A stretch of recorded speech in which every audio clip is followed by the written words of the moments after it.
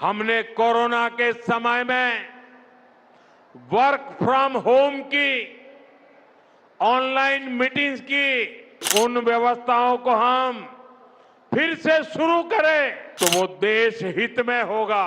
युद्ध की वजह से पूरी दुनिया में पेट्रोल, डीजल, गैस और फर्टिलाइजर के दाम बहुत अधिक बढ़ चुके हैं। हमें पेट्रोल डीजल का उपयोग कम करना होगा। आज भारत तेजी से विकसित होने के लक्ष्य की तरफ आगे बढ़ रहा है, लेकिन इस समय भारत कई विराट चुनौतियों का मुकाबला भी कर रहा है। साथियों, कोरोना काल के दौरान ही दुनिया सप्लाई चेन के बहुत बड़े संकट से गिर गई थी। कोविड के बाद यूक्रेन में युद्ध शुरू हो गया, उसने दुनिया की परेशानियां और बढ़ा दी। फूड, फ्यूल, फर्टिलाइजर, इन तीनों चीजों पर गंभीर प्रभाव पड़ा। बीते 5-6 वर्षों में इस संकट से निपटने के लिए हमारी सरकार निरंतर प्रयास कर रही है। आपको याद होगा, उस समय और आज भी फर्टिलाइजर की एक एक बोरी दुनिया में 3-3 हजार रुपये में बिक रही थी। एक बोरी का 3,000 रुपया। कितना? आप बताएंगे एक बोरी का कितना? आंकड़ा नहीं, बोलिए मुंह से।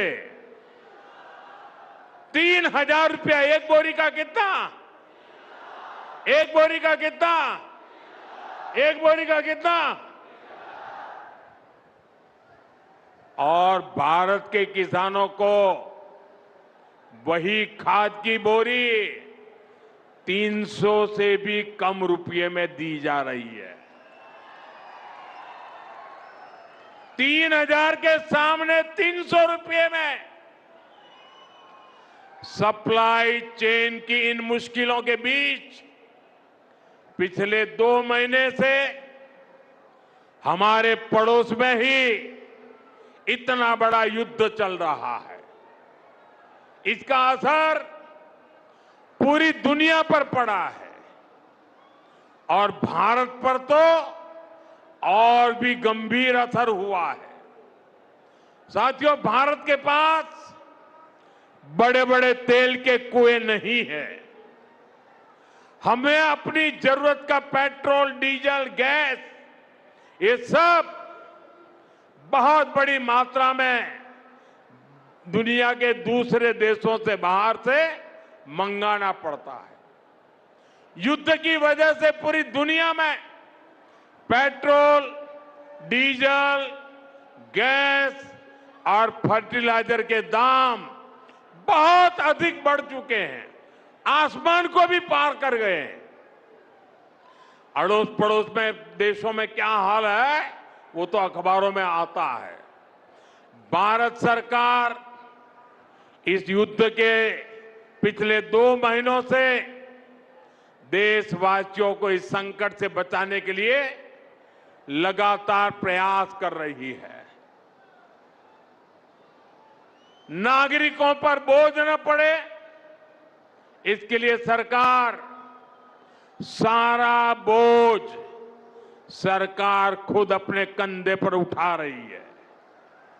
लेकिन साथियों, जब सप्लाई चेन पर संकट लगातार बना रहे तो हम कितने भी उपाय कर लें, मुश्किलें बढ़ती ही जाती है।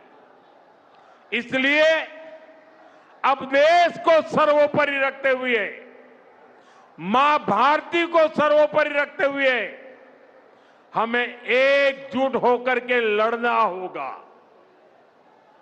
हमें याद रखना है, देश के लिए मरना ही सिर्फ देशभक्ति नहीं होती है। देश के लिए जीना और देश के प्रति अपने कर्तव्यों को निभाना, वो भी देशभक्ति होती है।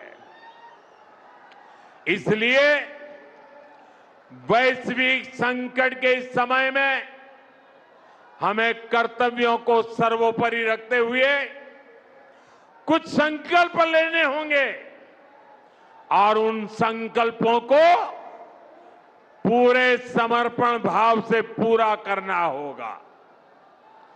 जैसे एक बड़ा संकल्प है पेट्रोल डीजल का संयम से इस्तेमाल करना। साथियों, हमें पेट्रोल डीजल का उपयोग कम करना होगा। शहरों में जहां मेट्रो है वहां हम तय करें कि हम मेट्रो का ही उपयोग करेंगे, ज्यादा से ज्यादा मेट्रो में ही जाएंगे। अगर कार में ही जाना जरूरी है तो फिर कार पूल करने का प्रयास करें और भी लोगों को साथ बिठा ले। अगर हमें कहीं सामान भेजना हो तो कोशिश करनी है कि वह ज्यादा से ज्यादा रेलवे गुड्स के जो ट्रेन होती है रेलवे की सर्विसेज से भेजे, ताकि इलेक्ट्रिक रेलवे होने के कारण पेट्रोल डीजल की जरूरत नहीं पड़ती है। जिन लोगों के पास इलेक्ट्रिक व्हीकल है वो भी कोशिश करें कि इलेक्ट्रिक व्हीकल का ज्यादा से ज्यादा उपयोग करें। साथियों, हमने कोरोना के समय में वर्क फ्रॉम होम की, ऑनलाइन मीटिंग्स की, वीडियो कॉन्फ्रेंस की, ऐसी अनेक व्यवस्थाएं विकसित की और हमें आदत भी हो गई थी। आज समय की मांग ऐसी है कि उन व्यवस्थाओं को हम फिर से शुरू करें तो वो देश हित में होगा।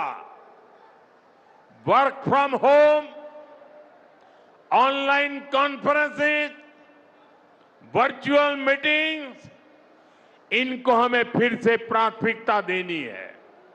साथियों, आज जो संकट है उसमें हमें विदेशी मुद्रा बचाने पर भी बहुत जोर देना होगा, क्योंकि दुनिया में पेट्रोल डीजल इतना ज्यादा महंगा हो गया है, पहले से कई गुना ज्यादा कीमतें बढ़ गई है। तो हम सबका दायित्व है कि पेट्रोल डीजल की खरीद पर जो विदेशी मुद्रा खर्च होती है, पेट्रोल डीजल बचाकर हमें वो मुद्रा भी बचानी है।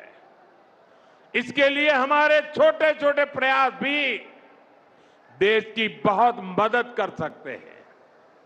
जैसे आजकल जो विदेशों में शादियों का, विदेशों में घूमने का, विदेशों में वैकेशन पर जाने का मिडिल क्लास में कल्चर बढ़ता जा रहा है। हमें तय करना होगा कि जब ये संकट का काल है और हमारी देशभक्ति हमें ललकार रही है तो कम से कम एक साल के लिए हमें विदेशों में जाने की बातों को टालना चाहिए। भारत में बहुत सारी जगह है, वहां हम जा सकते हैं।